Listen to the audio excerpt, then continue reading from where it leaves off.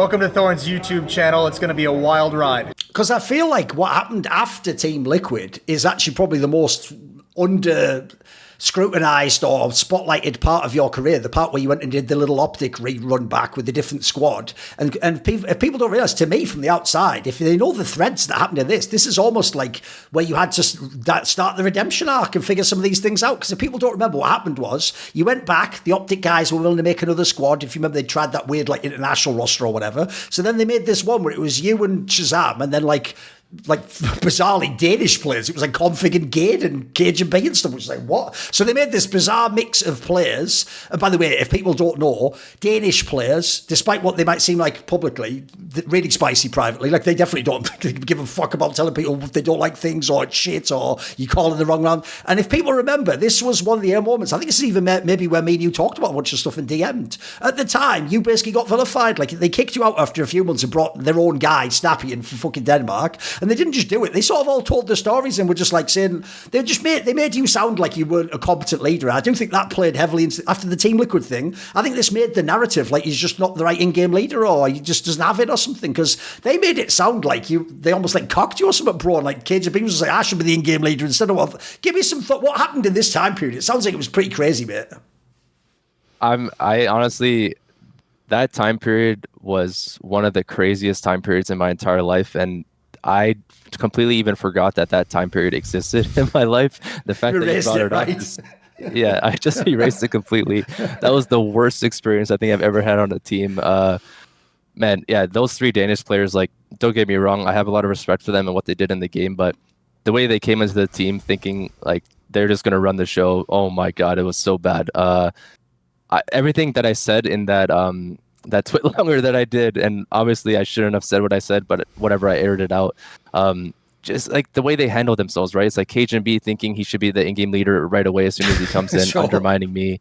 Them fucking speaking Danish in front of us and saying our names. I'm like, yo, hello, can you give me criticism to my face? Sure. No, not gonna do it. Oh, we're not talking about anything. Like, it was just a very sure, weird dynamic. Very uncomfortable from day one. They wanted to come and play their way, their Danish style of Counter-Strike. Me and ShahZam are just like, what the hell do we do here? We're outmanned 3-2. There's nothing we can do. So yeah, I would just like to, after this interview, re-erase it from my mind. It was a terrible experience. I don't recommend it at all. By the way, I'm pretty sure you know what I mean, though, about how I do think this was like a pivotal lesson you almost had to learn, the ultimate harsh lesson about being this leader figure. Because if you remember back then, the problem you had, you even said this to me privately, the problem you had in the OpTic period is you did just kill it with silence. You didn't tell anyone why you left or what happened. You didn't even really address the Team Liquid run. Your whole shit was like, right, it's in the past, I'm moving forward. So the problem is, though, that's not how narrative work with fans. Fans have an idea and a story. They don't let go of that story bit unless something really drastic happens, like winning later and having all the success. Like, that story just almost gains inertia and momentum as time goes, and any little detail like this that they can add to it makes it worse. And so I actually feel like this is an example, mate, of where you're damned if you do and damned if you don't, because you decided, right, finally, I'm going to give my side. Now, true, you did unfortunately title it like The Truth or something, which is like, listen, we've all had a drama bomb back in the day. We all know what it's like. So that already wasn't a great start. But then the problem, this is why I say damned if you do, damned if you don't. You tried to be really transparent and give all your thoughts, and then people just did sort of that thing, Stanislaw, where for years they were like, just tell us what you're thinking. Then you did, and they're like, well, no, not like that. Like, that's wrong. Like, it feels like everyone's banged on you even more. Like, what did you think? I mean, looking back now, it was a big mistake to just put it all out on social media. But yeah, it just goes to show like the slow learning and the slow development of me as a leader and as a person. Like, on OpTic, it just wasn't there. I really internalized and was too silent. On Liquid, it was a little bit came out of my shell, but still like not enough. Couldn't handle the conflict or the star player roles. Now this OpTic version with the three Danish players, like, I came out a little bit more. I tried, being open with them and saying like, we need to have more of a team cohesion, more cohesive culture. Like, let's be respectful to one another. But still, like, it wasn't enough. I wasn't like strong enough to kind of demand respect. I remember, I think you and it might have been you where you said, perhaps at the time I really felt like respect was just given without any sort of earning. But now I finally understand as a leader, like, you have to go in there and demand it and take it. and show them that you must be respected. And so again, like at that time of the OpTic iteration with the 3 Danish players, I didn't go in there and demand that respect. Like I tried to fight with them for it a little bit. But yeah, if I could just go back again with all the lessons that I've learned, I would have, demanded respect a lot more, a lot earlier, and perhaps like those issues wouldn't have come to light. Because I think it's very actually important to set the standard from day one of what you expect out of your players and your team. And then, if those expectations are kind of stepped on or boundaries are pushed too far, then, I have a reason to kind of speak up and say like, hey, you're not meeting the expectations that we set from day one. So yeah, it's just been, again, a very slow development of me as a person and as a player, as a leader. But, we're getting there. I think it's been 3 teams that I've had to burn through to get there. Sure. I think it's going to take 1 or 2 more until I'm in my final form. But, Right. we're learning slowly. By the way, along those lines, if it was up to me, as you can see by the fact I'm like DMing you and trying to if it was up to me, this would be part 2 of Reflections, and the first one would have been done in like 2017. We'd have got all this out there. But actually, this is something I wanted you to speak to. Is your philosophy back then wasn't to do media and things like that. I mean, in the modern day, I actually think a lot of in-game leaders and coaches have realised media, if you know what you're doing, can be really useful because you can get your side out there. You can counteract a narrative. You can give something interesting. Back then, you just didn't want to do it though. No, back then, again, I was just way too introverted, way too shy. I didn't understand that you need to, just be open and transparent, and then, things will come and bite you in the ass later on. And it's just a lot easier for me to do these interviews now. Not only, I enjoy them, to be honest, now, speaking to different people, getting different perspectives. Also, the appreciation that I get from the fans when I kind of, let them in a little bit and let them in on the understanding of my decisions and more insight into my teams. But also, you get to control the narrative a little bit more and leave less guesswork for the fans and the experts, because staying silent, there's just, you've already said it like 20 times on this interview, like untold story, or I have a question that, people want answered. And the more interviews I do and the more open I am, the less people will have to question, and they'll just, it's already all out there. Just go make a decision and assumption for yourself.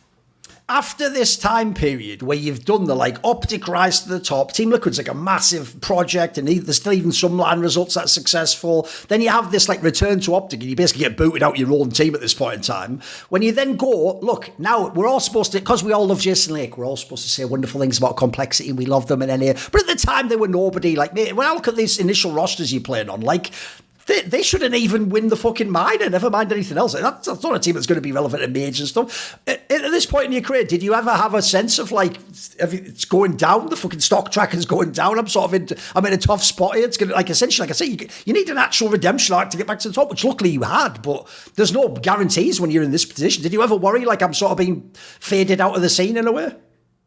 Yeah, I mean, after the OpTic debacle, I really thought that, my career is in jeopardy and I need to get my head on straight. And then luckily, Complexity needed an in-game leader at the time, and I had that opportunity to join. And I at the time, I took that opportunity with a lot of, gratitude and gratefulness. But again, as we'll dive deeper into this Complexity roster, like, I still wasn't ready to fully be the leader that I should have been. But at the time, again, it was the right fit. And, me joining with ShahZam, I was happy to at least have someone that I had experience with from the past. But yeah, we can get into this now. But yeah, at the time it was the right fit, and I was ready for the challenge that presented itself.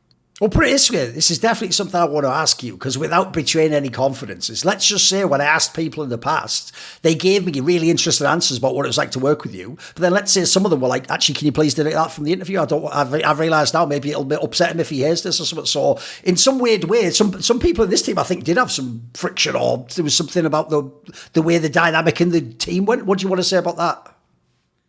I mean, the friction probably, if I had to speculate, comes from ShahZam and Def, the coach of M80 now. Right. I got along fine with Def, Ye, we also had, and Android at the time. But ShahZam, I just couldn't get along with him as a person. Again, my slow development as a person and as a player made it very hard sometimes for me to get along with certain personality types. He was a lot more explosive. I was a lot more reserved. We clashed heads a lot. And then, yeah, I just really internalized my whole conflict with ShahZam, and that really led to the downfall of my mentality in that team. But that didn't happen until like a long time after Right. we had already like put in a lot of work in preparation. We had our coach was Warden at the time. We also had Rambo as our coach for a time period. I felt like that team, we overachieved with the pieces that we had, and I'm honestly grateful for my time on Complexity. I felt like Complexity is a fantastic org that I worked for.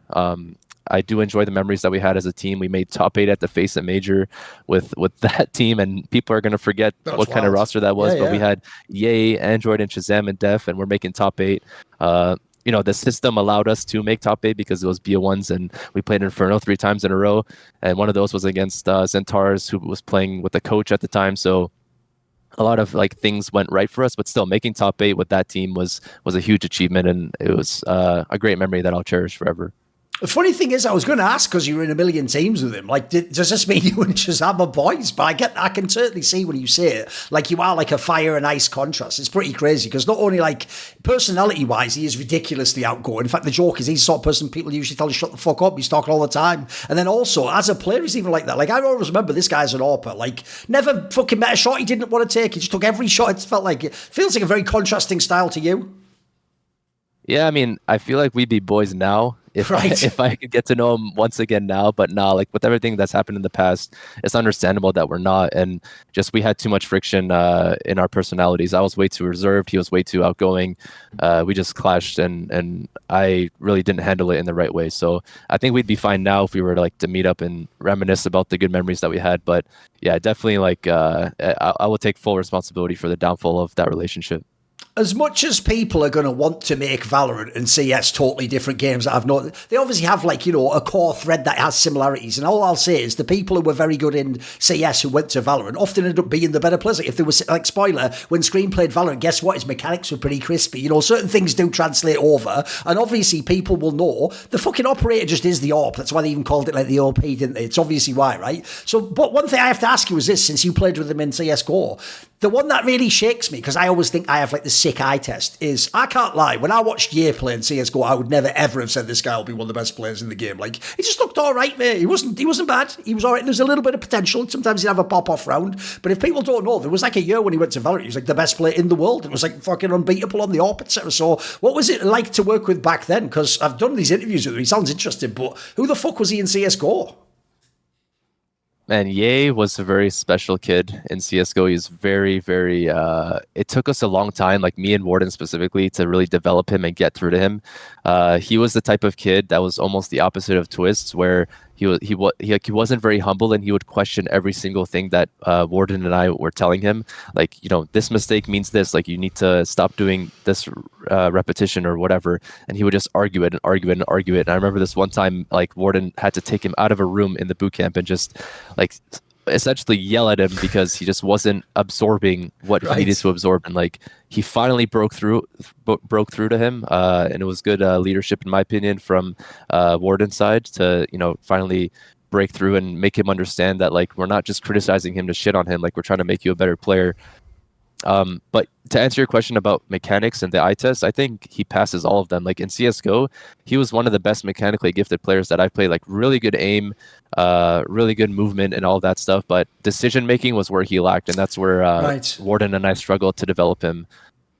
By the way, one thing from when he became really good in Valorant, so people are going to think it's just then, but I can confirm this is true because actually it's a random detail. Around this time in CSGO, he's actually one of the few times ever that I actually had just some player I didn't know send me a DM that was essentially hey, do you have any good books on competitive mindset or how to improve what? And by the way, even though every player would pretend in interviews they all try to improve that, a lot of people don't. They just play the DM and they play the game and they hope that it just goes great, right?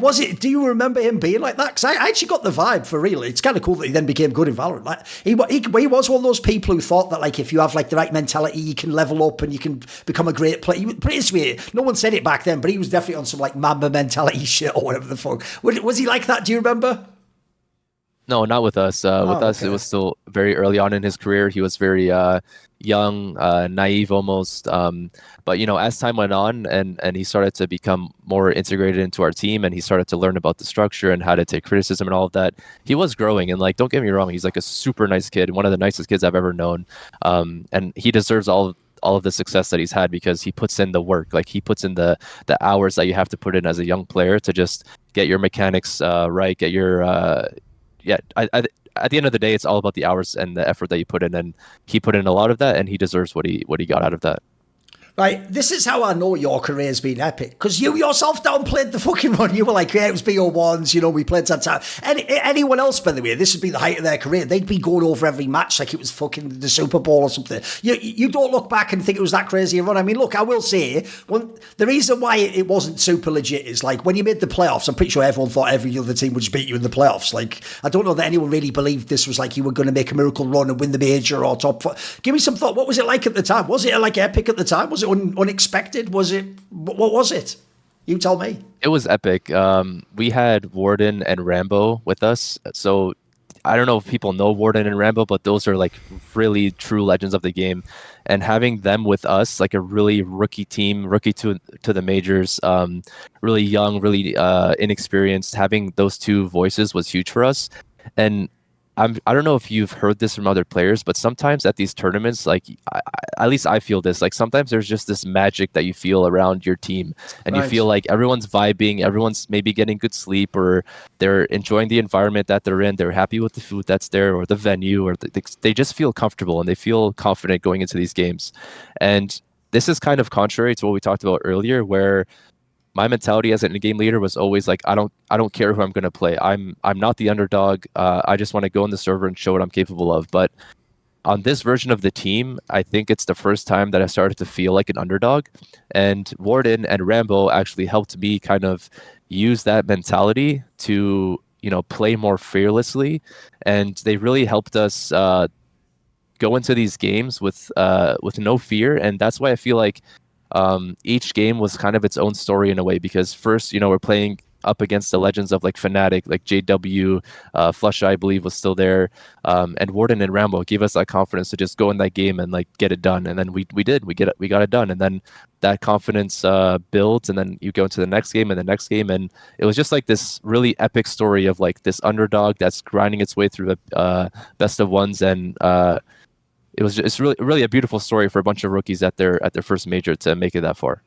By the way, even though, understandably, as you said, like this was like a one-off globe, miracle Cinderella run, etc., almost the end of your complexity period was playing the next major, the Katowice one. And I actually have a detail. I looked this up because I thought, surely have I misremembered this? I looked it up. Bro, your stats at that major, even though the team doesn't make a deep run of it, your personal stats are actually bonkers at that Katowice 2019 major. You have like, I think you have some at med. Like, let me check what it was. Right, at this major, by the way, you play like fucking FaZe, Astralis, a bunch of real... You had like 0.8 KPI personally. Like, you were fragging the fuck out of people. Were you quite strong at the end of call? Oh, very strong. And there's this one game, if you look it up, it was against NRG on Nuke, I believe, where I dropped 46 kills. Yeah. That was the game that got me the contract offer from NRG. Wow. Yeah, that was the game where Ethan goes to his teammates and like, dude, I'm sick of losing to Stanislaw in this fashion. Like, we need to just sign him and get him on our side. Because, by the way, this is something I did want to ask about your career in general. I understand, even if fans still do that thing where they look at the fucking HLTV rating of the in-game leader, even though I've always told them, surely Carrigan's convinced you guys by now it's not about if that's fucking black or not. It doesn't matter if it's red. If you win the game, you probably did it elsewhere. I think you're one of the ones that's always confusing to me, because when you were the in-game leader, you had many tournaments where your stats were red and the stat wouldn't look good. But then every time I watched in-game, I would see you win all these fucking duels against like Astralis players and stuff individually. So I always felt like individually you had like good skill level, but you were still having like the bad stats. Can you explain what that is? How does that work? Do you consider yourself a strong individual player? I consider myself a very strong individual player. I just think sometimes I take the selflessness a little bit too far. Some players will jiggle an extra angle, or they will take extra time to make sure they don't run through that molly or the smoke. But for me, the number one thing always for me was just to create that space for my team. And so you'll see me and you watch those demos back. Like, if I'm running in first, I'm taking my knife out and jumping, because that'll get me the maximum amount of space and movement for my teammates behind me. And that always creates the space and allow them to just trade up and mop the kills. Because I don't care. I don't care about the stats. All I care about is the win. And that's something that I've, I hope the evidence shows that. That's something that I've demonstrated from day one. Is the most important thing to me is winning, the being selfless for your teammates. Everyone at one point in their time is going to have to just swallow your pride and just take your knife out and jump for your teammate. It's not always about you. It's not always about what kind of stats you have. It's about winning the game at the end of the day. When you actually got this offer, this is the one where we now have to do the thing that we hinted at earlier on, which is, even though, again, it's almost like that shit fucking meme people do on Reddit, mate. Like, if I had a nickel for every time this happened, well, I'd only have two, but it's weird, isn't it? Like, it's not really like something that happened every time, but people did make it. Because in this team, if you remember, this was obviously daps' NRG, same story. They were pretty good. Like, they were famously always in the semis, and they just could never break through and win. And it was always like, you know, they were that close, and they actually were coming close to beating the top teams, but they were sort of what you call hard stock, like the worst spot to be in, where you're good enough to maybe think you can win, but you never fucking win. You're just always there. And the story goes, they brought Tarik into their roster, and then it's like, set your timer, like, how long's Daps got less now? And then the joke is, eventually, yes, when they don't win, Tarik, again, maybe he was the one spurring it. I will just say, if people know how roster dynamics work, you normally let the extroverted, really big mouth guy do all the talking, but other people behind the scenes might be like, yeah, get this guy out. But maybe they're just too nice to say it publicly, you know. All of a sudden, out goes Daps, and in comes Stanislaw again. You said it before, like, obviously this game that you had at the Major was in the back of their minds, but can you give me some thoughts on this dynamic and the fact that fans basically think if Daps is ever in a team and Tarik joins, it's time for Stan to get kicked? That's not really a thing, is it? It happened 2 times in very special circumstances, right? Yeah, I mean, it happened 2 times, very special circumstances, so, you know, the community has the right to meme about it, but we don't have this, like, close relationship. We don't have this whatever you want to call it. Like, me and Daps are just 2 individuals who just happen to have had this weird cycle, follow each other. But yeah, when I got the offer to join NRG from Complexity, you know, Daps had nothing to do with it. I don't know how much CeRq had to do with it, but again, it was just, like I said before, it was that game when I was on Complexity against NRG where I dropped 46 kills. I think that really put it in their minds that, like, wow, there's an in-game leader out there that has a lot of firepower, and we need that on our side right now. So I don't necessarily know it had to do specifically with Stanislaw versus Daps, but more so like I was a better fit for that team to take them to the next level at that time. I should ask you about some of the people in this team then. So as I said earlier, I do think for me, like, Tarik in this era and the EG was a different Tarik to the one years back before, where he was just like the massive star player with the big ego. So who was Tarik in this era? Was he a different player? Was he a different role? What do you think? No, CeRq was the same, and that just speaks to CeRq because he was from day one almost the complete player. From CLG to OpTic to NRG and then to EG. Like, CeRq was, you know, I just feel like he was already the complete package, and then he just got better and better as time went on. But he could do everything. Like I said, he could double up, he could secondary call, he could even call if he wanted to. Every time we were stuck and, like, I needed a call, like, CeRq would come up with something very simple, but it worked. Oh, by the way, speaking of narratives, don't you think it is a bit weird? Look, as a person, I even like him, but I'd say this. As a person, yes, he does have the stereotype of, like, he smokes a J, he's a bit of a fucking space cadet. But that makes people think in the game he's an idiot. As you said, this guy definitely had, like, a deep understanding of roles and what to do in the game. As you say, can make calls, yeah. No, I mean, I truly believe, like, all of the effort and time that he put in over the years, like, he was kind of there with me through 1.6 where we were working our way up through the ladder.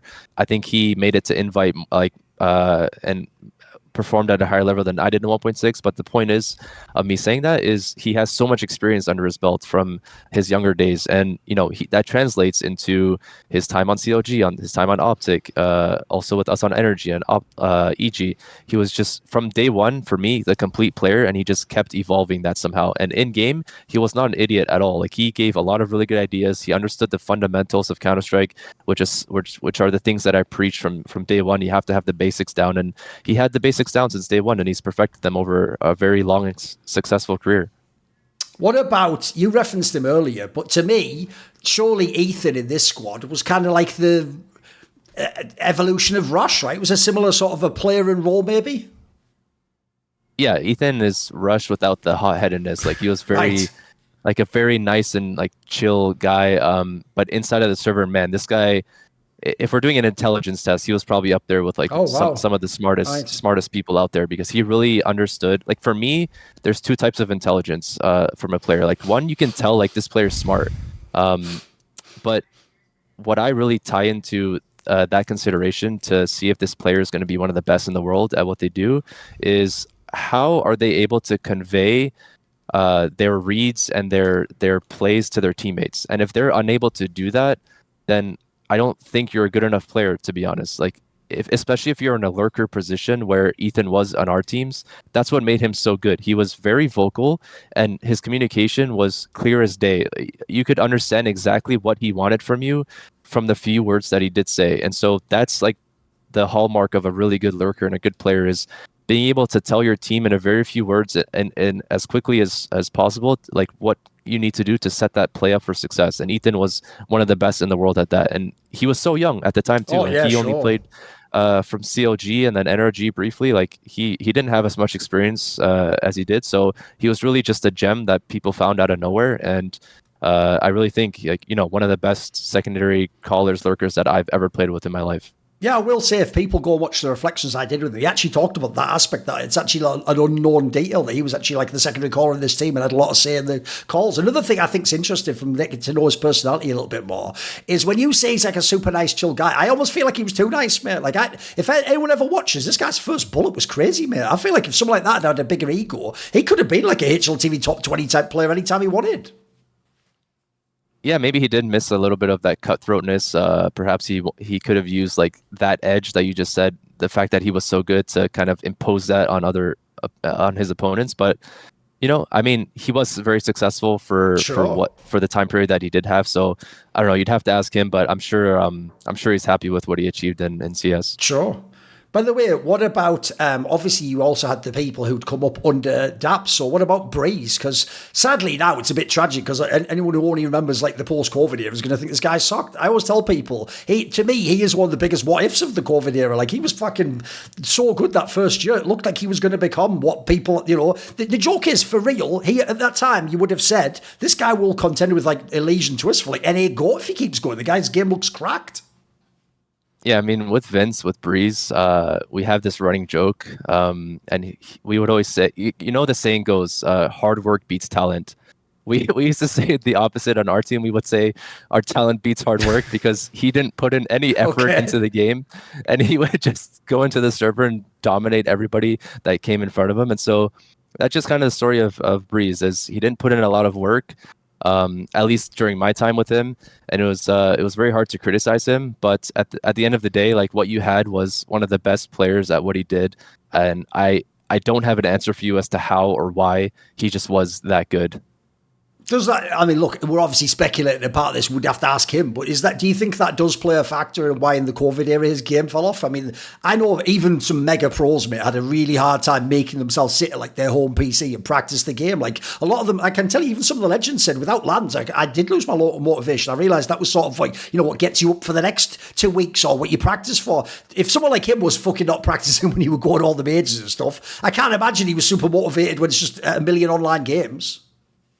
Yeah, I don't know what he did in his own time, but definitely for me, when the COVID era happened, and honestly, as time has gone on, even if you ignore the COVID era, every single year, teams have gotten better. We've had more structure, more money put into the game. We have sports psychologists, analysts. The level of Counter-Strike and the culture and the structure that we've built around ourselves has gotten to such a high level. It's so competitive now. There's so much money involved and so much at stake and on the line. But yeah, to answer your question about Brehze, it's, you know, during that time of COVID where you had to kind of dig inside of yourself a little bit and put your head down and work hard. I don't know if he had in himself what it took to do that. Because from what I saw on my time on the team with him, he didn't watch the demos. He didn't really care for theory sessions or practice. Like, he just wanted to show up and have fun and play. And that worked for a while. And then when you need him to, you know, work a little bit harder, elevate yourself to the next level, like everybody else was during COVID, he didn't do it. What was CeRq like to work with, though? Because another player, sadly, people are going to think only in the last few years, and people will forget. This guy, I mean, the joke is he's another person I think would have actually not only done well, but he'd been a massive star in CS. His style would have been like, everyone would love to watch a highlight movie of this guy. It was fucking sick. It was all snappy, you know, fucking multi-frags. It was sick. What was this guy like to work with? He was a pleasure to work with, honestly. Like, really funny, first of all. Like, he really brought a good energy to the team, really passionate, fiery. And then the complete opposite of Brehze for me, at least. Like, he would put in a lot of work outside of the server. I want to say almost to his detriment, because he would overthink himself way too much. And to me, that was kind of the reason for his downward trajectory towards the end of his career, which is he just couldn't get himself comfortable again after the era that we had with him. Like he was taking he wasn't peaking the things that he normally peaked. Like when you think of CeRq, you think of a really explosive, aggressive opera that would be fearless. But then you look at him now, like towards the end of his career, like he's just second guessing everything. He's missing all these shots. Like it's just not the same person that once was. But yeah, playing with CeRq was a pleasure. Our time together, like we played very well together. We were always in sync.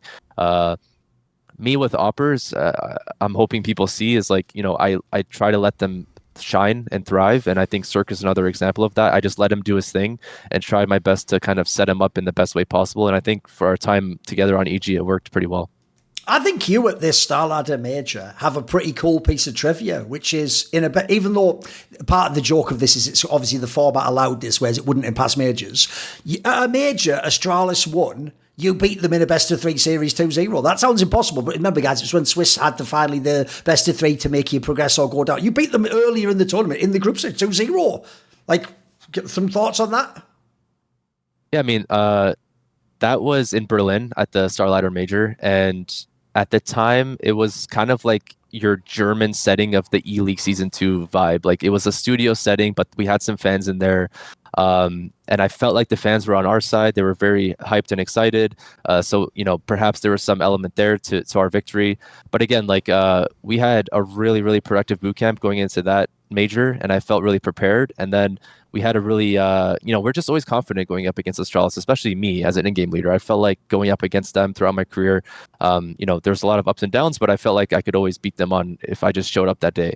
And going into that match, I remember feeling very confident. And then we had this really long train game. There was like 50 something rounds, went to overtime. Yes. And we won that game, and I believe that was map 1, and winning that map 1 in that fashion, like a long overtime game, really just puts you in position to close it out, because they're going to feel like really hard done by, that they should have won that game and they didn't. And then going into map 2, you just use that mentality to kind of just, you know, close out the series. Because I feel like that gives a perfect contrast to what happened in the semi-finals. Because in the semi-finals, people will think I'm hating because I had Team Liquid to win that one. And then when Astralis beat Team Liquid, it was like, well, fuck it, then NRG's beating you. That's what people thought. But I genuinely do think that was a winnable semi-final. But as you're saying, think about the setup's perfect. The first map's train again. And it starts probably with, if you're on the other side, mate, the most bullshit round of all time. Like, if I was to replay that device clip, mate, I think you only asked like 3 bullets in the gun. If you replay that clip 100 times, he would even tell you, of course you don't win that round. Like, that's going to be one of the weirdest omens to the beginning of a game I've ever seen. Yeah, it still haunts me to this day. I still see that in my nightmares. There's just 3 bullets left in his chamber, and he puts down 3 of us, and I feel even more responsible because I'm the one that probably should have killed him the most. Right. I think I was underneath him, and I couldn't get the headshot off. And so yeah, it still haunts me to this day. And who knows if we had won that pistol round, what kind of momentum we would have had. But yeah, I think on that day, Astralis was the better team, and they deserved that win in that series.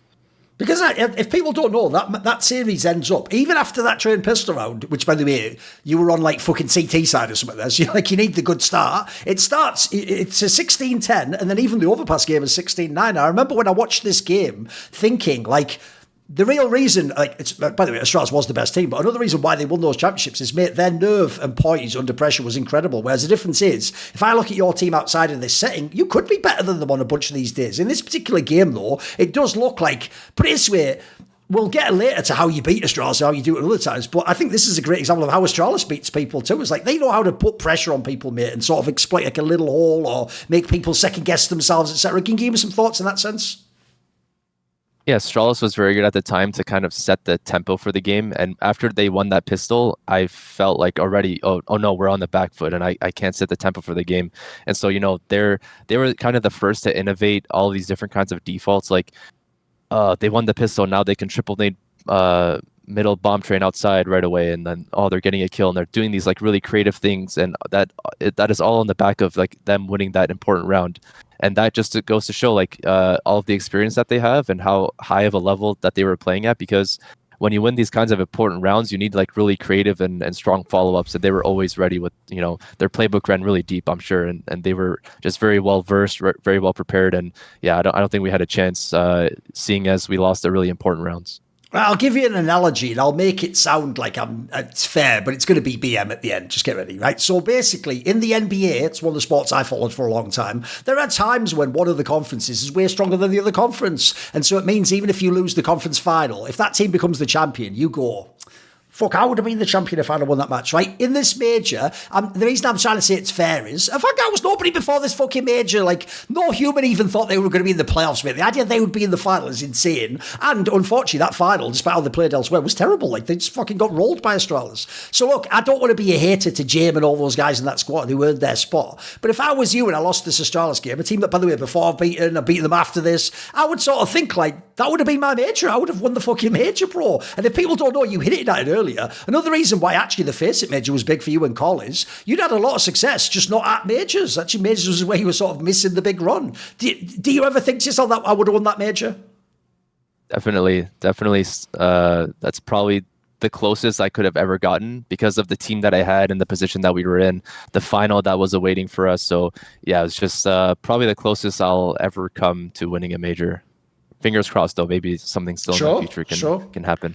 And then after this comes obviously the classic, the ESL New York event, which I will say two things. One, the funny thing is, technically there was a narrative set by a different NA player, which was sort of true. He just had, it wasn't his team. If you remember when Liquid lost to Astralis, Twists, it was actually one of the earliest exit interviews by a loser, right? And in the interview, he said, well, I thought it was cool. It was like wrestling. He was like, we'll beat him at New York or whatever. And the joke was, they didn't, but your team did. You actually did get the revenge. And people always forget this, Stanislaw. I actually think when people are doing the like greatest NA feats ever, obviously they're just going to go, you know, Cloud9, Boston Major, Team Liquid Grand Slam. They always forget this event because I always tell people, right, you beat them in the group stage in a best of three, and the final was a fucking BO5, and you beat them in 4 maps. Like, that's baller. And by the way, there's no excuses. Here's the difference. They could have the excuse when they played Liquid, you know, we were powering up, we'd been skipping events. This is when they've just won the major, mate. And right after this, by the way, they tear off a whole bunch of events and are really good. So there's no excuse, in my opinion, for Astralis on this one. Like, this is just straight up, flat out. You just beat, like, the best team of all time in a LAN. Yeah, I mean, I don't... There is no excuse for them or anybody else. We beat them fair and square, and one could argue also, and I feel this way too, it should have been 3 maps. The one that we lost was very close. We had a lead, if I remember correctly, and we should have won that game. And so I really felt like looking back on that tournament, and I will always feel like looking back at ESL New York 2019, is that was our tournament from the get-go. We went there, we showed up. It was the first tournament under the EG banner, and I mean, we just steamrolled through that whole tournament, and we deserved that victory 100%. By the way, if I'm going to give the whole crowd angle, I have to talk about this one because, bro, this is why I actually do feel so bad for Liquid. They never won the major or whatever. They never really got like the true embrace from the fans. Bro, that arena was fucking rocking when you won that one. You would have thought that was a major.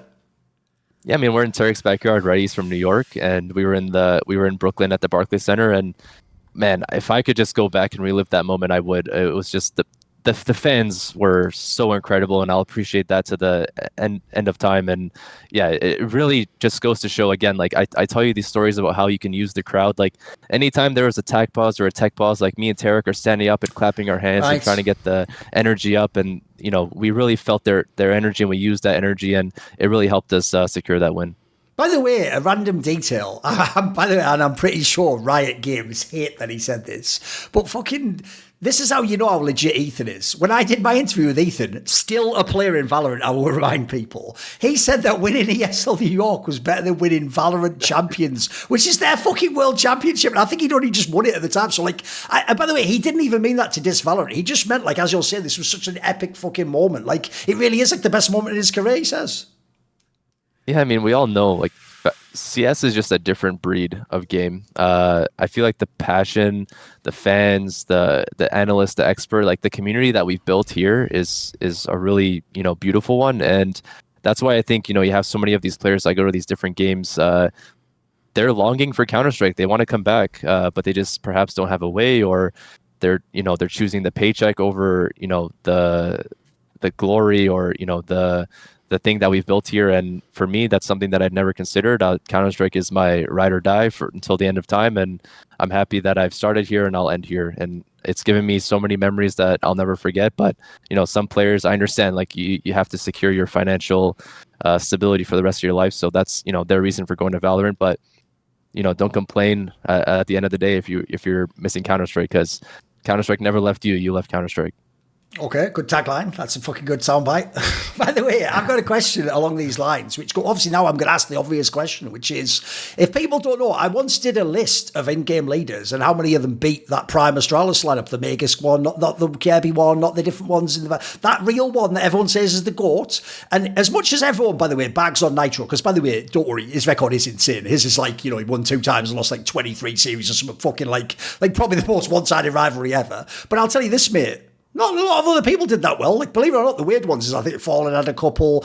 Other people, by the way, almost everyone just has like one victory against them. I think you have like far and away the most against them. And yours isn't even like with a crazy sample size. Like, it took him 20 odds to get 2. You had like 4 or 5 or something in the span of like, let's say like 6 or 7 series. Like, you were really kind of their kryptonite for a while. Maybe the team wasn't better, but you were their kryptonite, right? One thing we touched on earlier I want to ask a bit about is, when everyone says in your teams you are really good at like reading the game, making a mid-round call, it does feel like that is an underrated aspect that was, I wouldn't say a counter, but works against Astralis, because normally every story when I ask a player who was in the Astralis era and they lost to Astralis, it's actually not what fans think. Fans think it's that Astralis was in the lab and they come up with the most genius from spawn. No, what everyone says kills you actually is that when you get to the middle of the round, when the strat's already broken down, it's that they always do some like genius rotation, or they take like a cheeky flank gamble you don't expect it. So is there something about your style that works against them? I mean, see, it felt like the difference was it felt like you put them on the back foot instead of what they did to the other teams, if you know what I mean. Yeah, I think you hit the nail on the head, and I feel like my style was their kryptonite just because it was so unpredictable. I've always prided myself on the fact that I'm very hard to read as an in-game leader.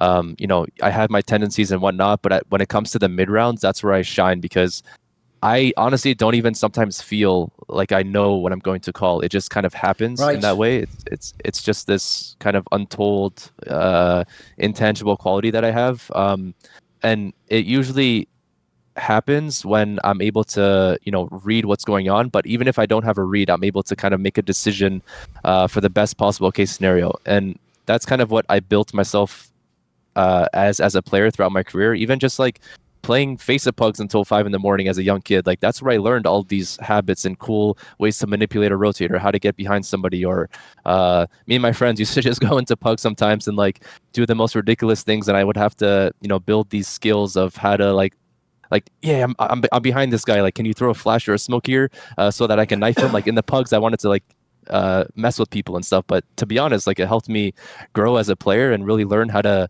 manipulate rotates and teams. And yeah, I think that's what my strongest suit is as a tactician, which is once the mid round breaks down, I'm very hard to read and I'm very hard to predict, because honestly sometimes I don't even know what I'm going to do. I'm just reading the game in the moment and adapting as fast as I can. I can say, though, from knowing a lot of different people who've been in-game leaders, one of the tricky things about that style, though, is, as you're saying, because it's something where in the moment you're coming up with a read and you're sort of like saying, like, let's do something spontaneous. The problem is you have to have complete buy-in from the teammates, right? If anyone's thinking, I don't know, or they're even worse, they're arguing. I mean, the great line, I think it was, Yanko told me, and Eco said this or something, like the right call becomes the wrong call if it's 1 second too late, or if someone doesn't do what you say, or they hesitate, or they second get. It must make it tricky in that sense. It's why it's easy to see why it can be amazing peaks and amazing down like troughs when it goes badly, right? Yeah, I mean, if I'm being honest, like I feel like the generation of today is very low IQ in regards to how they play Counter-Strike. It's so robotic. Like you ask any team for their playbook, there's like 1,000 plays and we're all just reading these plays off of a piece of paper. And then it's so frustrating for me as an in-game leader when these rounds break down. Like, you start your round with this strat that's called, like, let's call it Delta, I don't know. And then, we're doing a heavy B default and you triple nade something and you get the kill. It's like, what's the follow-up? And I've never felt like I had to be responsible for that follow-up, but like this generation of players can't think for themselves and they can't understand like how to play the 5v4, like what I need you to do, because I can't possibly in my brain think for myself and then for other people and also think of the follow-up and the strat from before. Like, but players nowadays want things called from like start of the round to the end of the round. And so in the past on all of my successful teams, I've always called like a basic start. Like you'll start with a heavy B default on Inferno and you'll try to win banana control. But players nowadays want me to call, okay, we're going to win banana default and then we're going to make sure we fake the B site and then we're going to make sure we take mid control and then we're going to finish on A. Like they want everything set from A to B to C to D, and like for me, that's not how you play Counter-Strike. Because when you get punched in the face at plan A, you need to quickly adapt and go to plan like X or whatever it is for you. Like that's what's really missing for me nowadays in these players, is really learning how to adapt and not being so robotic and just following through with the plan. Like the best teams now, when I watch Tier 1 CS, the best teams are winning because they're adapting and they're like playing the mid rounds in the best way possible, not because they have the coolest strat or the newest smoke in the server. By the way, I realise asking a Canadian this, I'm not doing this as like an ignorant Brit, but I assume you probably don't give a fuck about American football. Am I right? You're right. Right. The problem with that is actually that's the best analogy for this style of leadership. Basically, I've heard that like one of the best things about the great quarterbacks isn't just that they follow the playbook and all that. It's the idea that they get the sense of where the defense is going and how to move them around. And people say if you're a really great quarterback like Peyton Manning or whatever, that's like part of the addiction, is like the feeling of knowing like, oh, I've got to read on that guy. And if people just do what I say, this one piece I'm moving on the chessboard does counter what they're doing. And suddenly they have to, I mean, think about it, if they don't have themselves someone who can adapt, they're in shower luck. They have to wait till the next time out or the next play or something. Is there a sense that essentially it sounds like that's your shit in the game? That's your pleasure is like seeing what the other team's doing and then moving your pieces around. Is it right?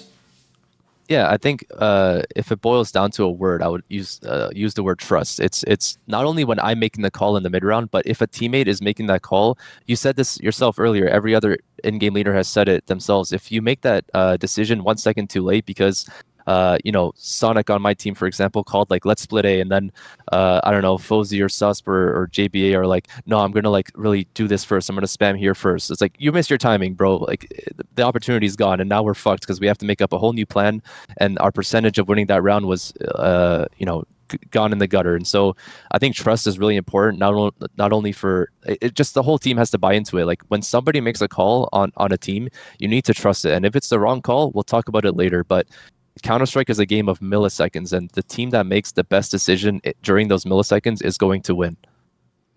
Right. After this, you also did win that Starladder, but it was the one where technically Astralis did it 10, but everyone else good was there. Like the Fnatic team that just broken out, won the Malmo event was there. There was a whole bunch of squads that were really good at this point in time. Can you tell me something about winning? I mean, first of all, this event must have been unique. It was in Turkey. It was quite an interesting place to have an event, right?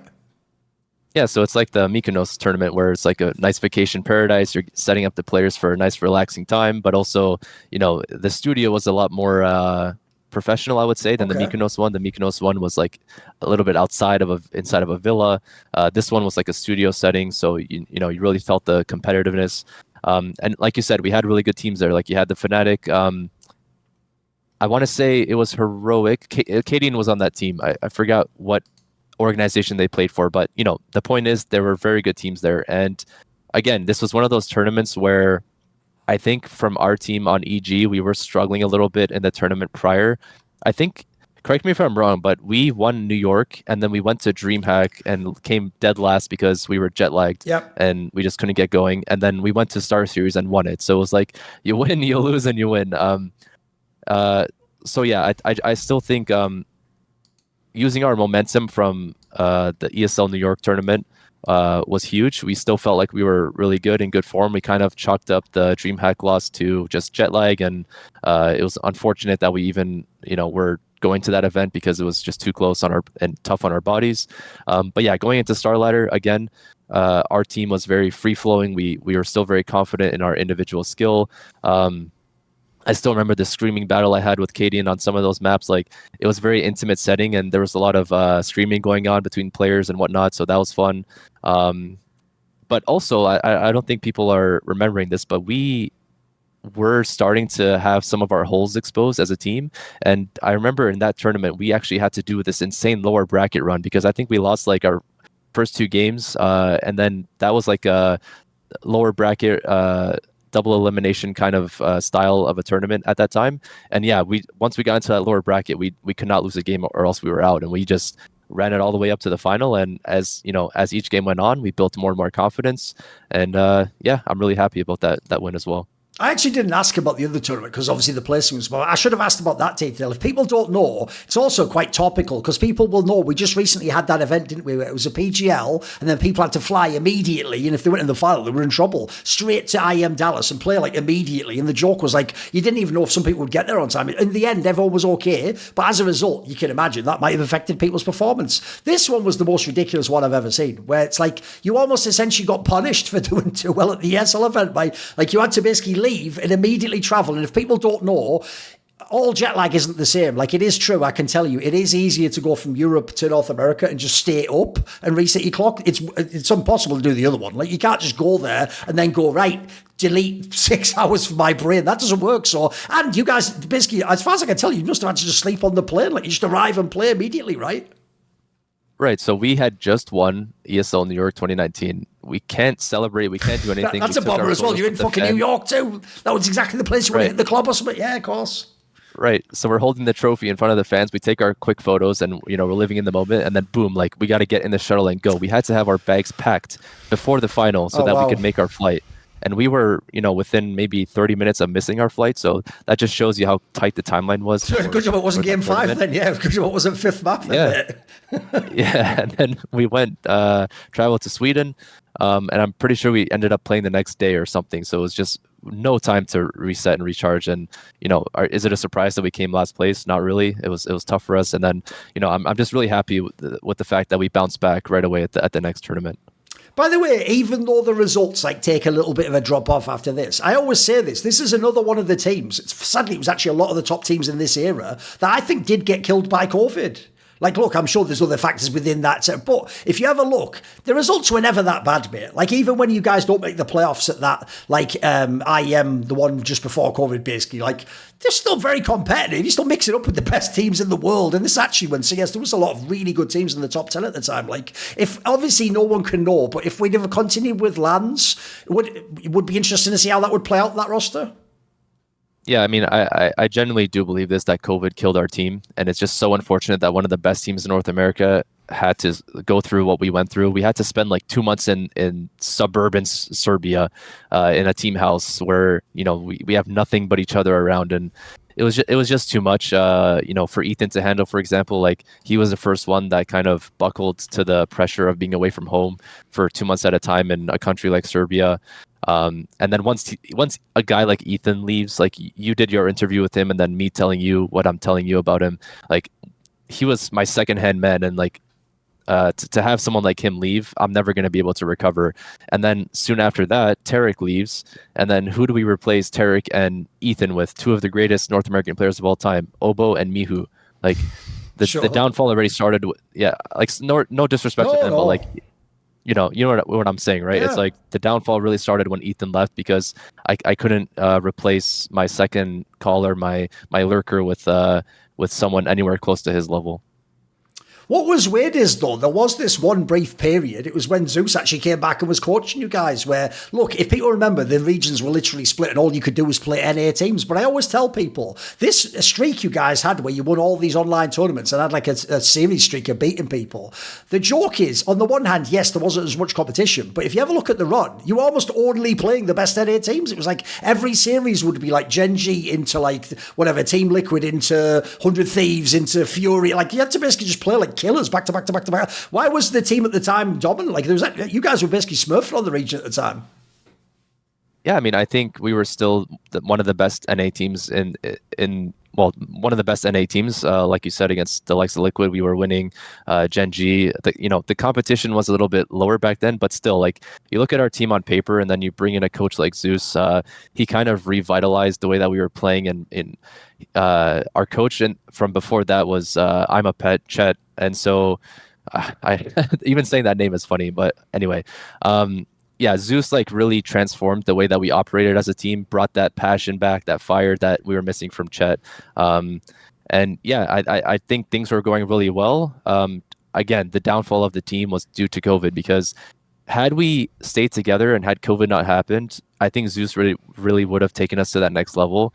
But there's nothing that he could do about Ethan leaving. And then once Ethan left, it was just, that was it. Like, Tarik left, and then we started to have issues amongst the other 5. And I don't think Zeus could have done anything better. But for the time that he was there, I really think, and the results show, like, we did the best with what we could have, and we had some great results. And I'm kind of sad that we couldn't really see the full potential of what could have been. I should actually ask about that. So when you had ImaPet, aka Chet, now, if you don't know in Valorant, by the way, guys, he's actually had a lot of success. He was in the OpTic team with Ye and all those guys I was talking about, and later on in NRG again. Right, this is a guy where I can tell you, when you said about daps earlier, I can see why those two got along so well in their career. He's another guy where, like, he lives in demos, mate. Like, if there's a match coming up, he's watching every weird anti-strat possibility stuff. Did you get along well with him? Did you synergize well? I think we synergized well, but that's due to the fact that by the time I was on EG, I was, more of a stronger voice, and he allowed me to be that strong voice. And I don't want to sound disrespectful when I say this, but for me, like, although he did live, inside of demos, like you say, and he did put in all of this work, like, he was a very hard worker.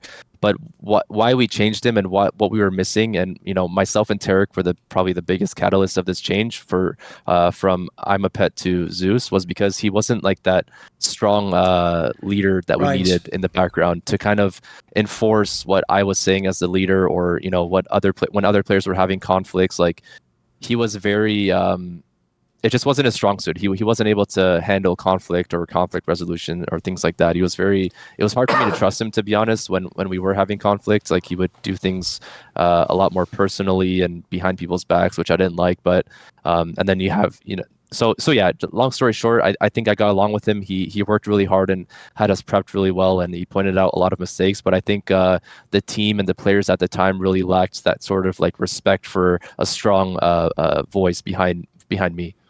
Because I actually have a question I want to follow up on that I did when I did an interview with him, because his answer set up where this question is coming from. And it goes like this. I asked him about that time period in 2019 where it's like NRG and EG could always beat Astralis, but then Team Liquid always beat NRG EG, and then Team Liquid could never fucking beat Astralis. And I always said, since I knew you guys were all friendly with the Liquid players, I basically sort of said, did it never come up in conversation? What are you guys doing wrong that we aren't? But he basically just said, and this is a pretty funny answer to be fair, he was like, oh yeah, you're having a conversation, they'd be bitching about losing, but part of you obviously just thought well, shame I can't help you with that, mate. Just give them the fucking game plan. They're competitors, they're rivals. But I want to ask it for real now. Obviously, look, it's okay, it's safe, mate. Astralis is dead and buried. They're gone. They can't come through a time machine with Doctor Strange. It's all good. What did Team Liquid do wrong, do you think? What was it that your team could do against Astralis that they couldn't, do you think? Because, like he said, when they played you, they used to beat you guys quite regularly. They had a really dominant style against you. So what couldn't they do against Astralis, do you think? I think it's just the X factor that was missing, honestly. Like, when you play and you think of Team Liquid, and when I was playing against them, it just felt very hard to beat them because their defaults were always set very well.